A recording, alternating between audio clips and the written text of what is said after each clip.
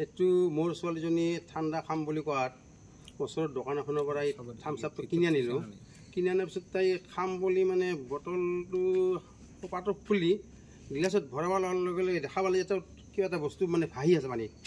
কি বস্তু ধৰিব পৰা নাই, দেখাত কোন জলকীয়া হেনো লাগে, কিবা বেলেগ বস্তু লাগে। কি বস্তু আচলতে বিৰাট মানে এনেকুৱা যদি বস্তু হয় এটা পেকিং মালত, তেতিয়াহ'লেতো ভৱিষ্যতে ল'ৰা ছোৱালী যে কিবা অসুখ নহ'ব তাৰ কি মানি আছে। গতিকে এইটো এটা ইমান ভাল ডাঙৰ ব্ৰেণ্ডেড কোম্পানী যদি এনেকুৱা মাল বিক্ৰী কৰে তেওঁলোকে, তেতিয়াহ'লে কি হ'ব।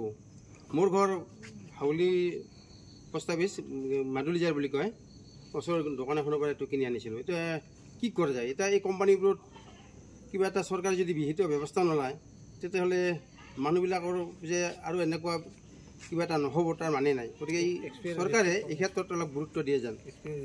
এই থামছ আপ এইটো আপোনালোকে দেখিছে, এইটো ভাহি আছে। এই বস্তু কি বস্তু, এইটো কোন জলকীয়া নালাগে, কি বস্তুটো, এইটো আচৰিত কাৰবাৰ।